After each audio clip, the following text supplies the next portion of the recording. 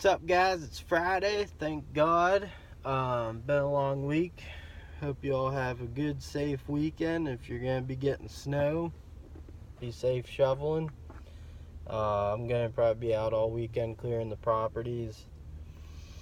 This week I had a circ pump bearing assembly on the hot water tank in one of our buildings go bad.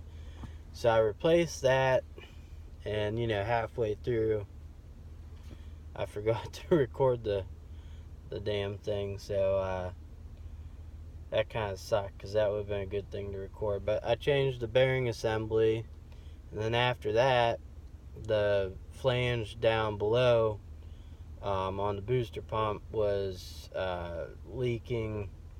So I had the next day, it wasn't leaking bad, but it was a little bit. So the next day I went and got a gasket for that, and had to cut the bolts off because they were stuck. Then I had to go get bolts, and it was very fun, but I got that all back together. Today I'm going to be changing out a riser valve in one stack of our apartments. It's kind of strange. There's low hot water pressure up on the third floor and the first floor, and the second floor apartment in that stack has fine hot water pressure. The first thing I did to fix that was right off the hot water tanks there was the riser valve. There's an old gate valve, so I changed that. It's 1 1/4 pipe, and that didn't fix it. So then I traced all the lines, and I found another old gate valve right down at the bottom of that stack. So I'm going to turn off the hot water to the hot water tanks. I'm going to turn the temperature down on the tanks so they don't kick on while I'm doing this. I'm going to drain the tanks just a little bit. You never want to drain the tanks and leave them on. It's going to burn stuff up. I'll open up the third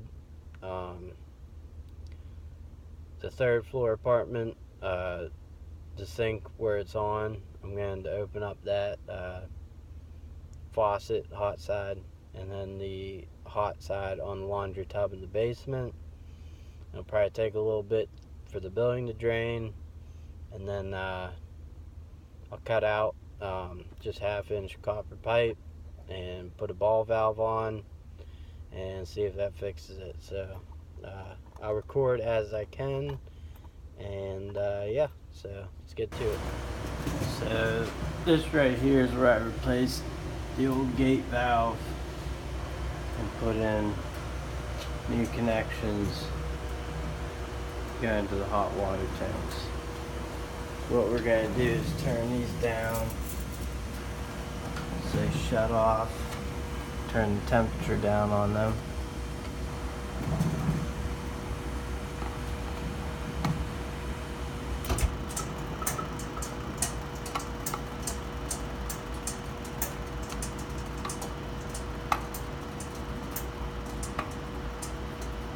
Right about there. And on this one, put down at low.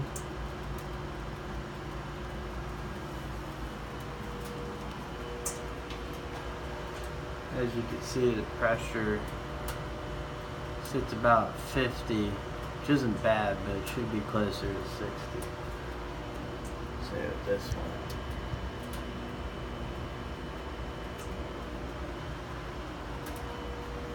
So now we're going to go open some valves. Cut these off.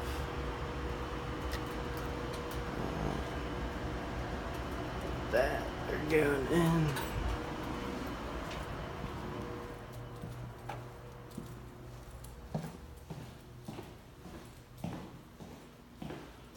Turn on hot water.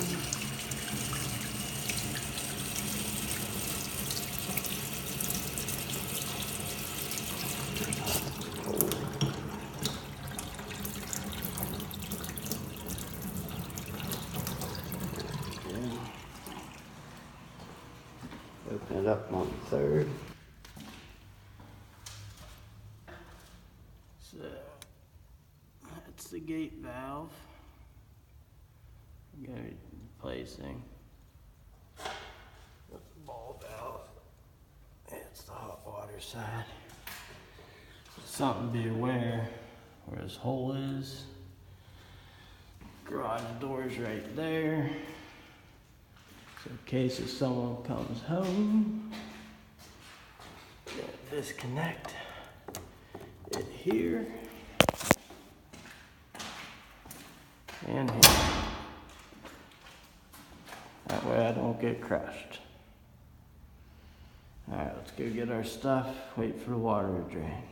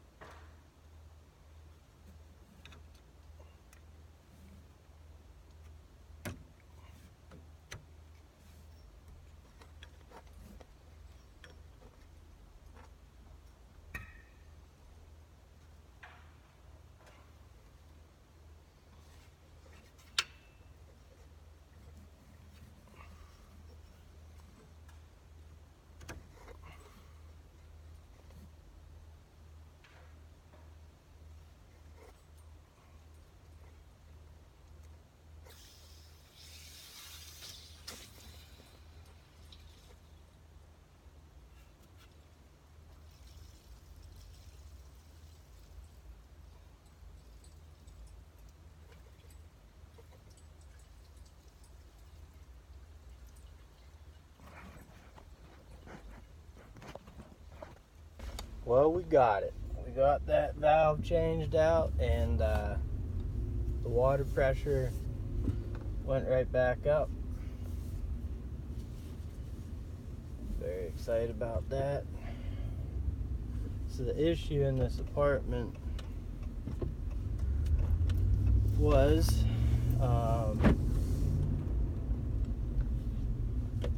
he's getting like a slow stream on his hot water side, and just in the kitchen. And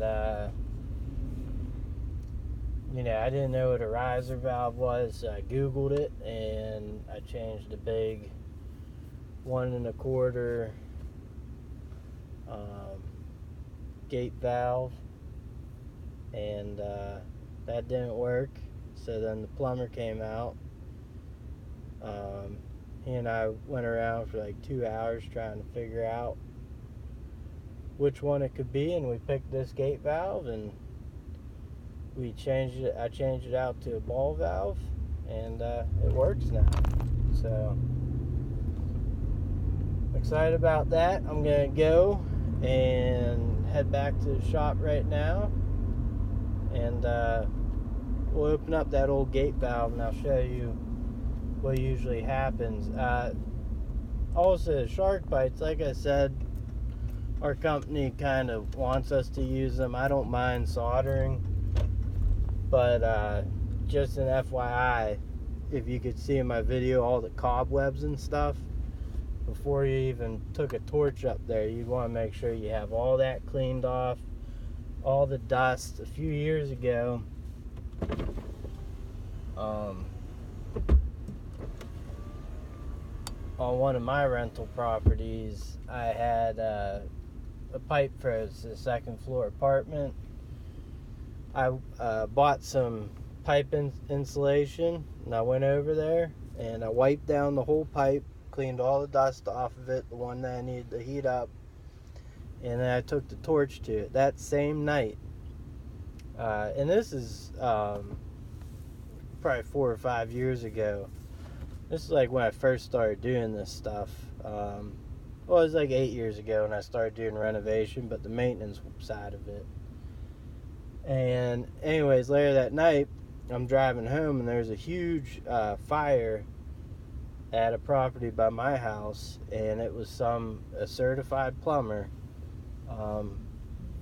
you know, caught the house on fire because he didn't clean the pipes and stuff. I mean, it could happen, you know. Sometimes you just go in, you've done it 100 times, it happens. But if you're gonna take a torch to anything and solder something, just make sure you wipe down the pipes, make sure there's no cobwebs or anything, because these old buildings can go up pretty fast depending on what you're working on. Our building is probably not, because it's a lot of metal and concrete and plaster and stuff, so, but you still want to be aware of that. Alright, let's go check this valve out. And one last thing about shark biting there, it's a garage is what's below it, so I'm not too worried if anything failed. If I ever have to repair plumbing up in the ceiling, that's going to be plastered again, then I'm going to solder it. So that's how I do the shark bite. I don't know if you can see in there. Let's see.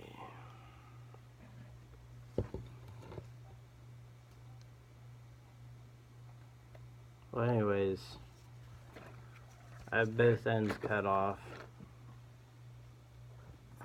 There you go. Kind of see. It's all blocked. Bunch of crud in there. A lot of times what happens is the washer on this just disintegrates and then clogs it all up. Let's see what we got here.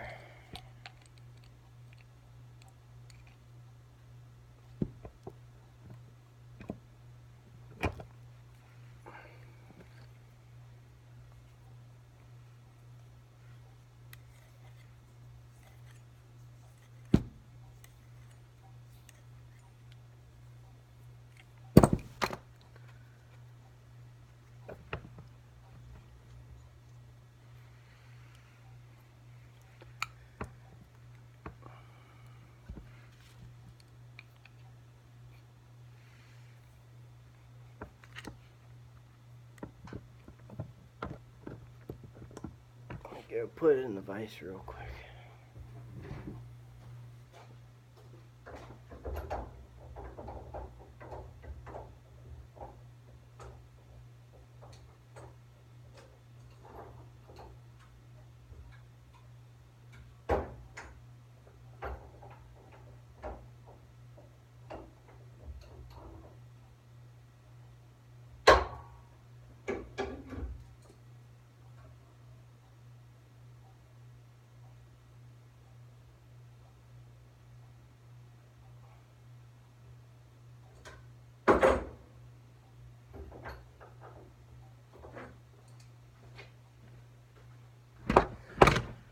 Alright, this is what we got.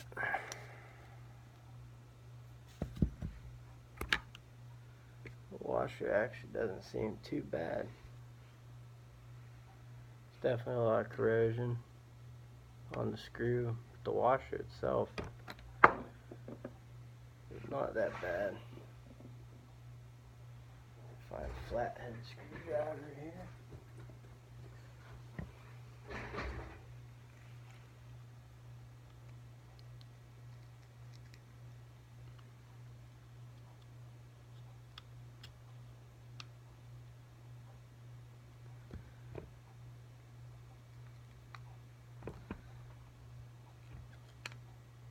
That's not gonna work.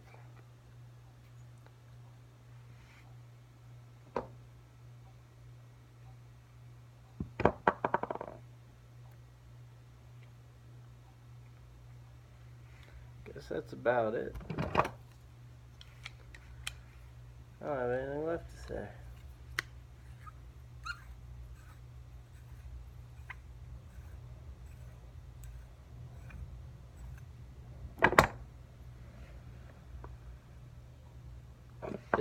It's all gunked up in there.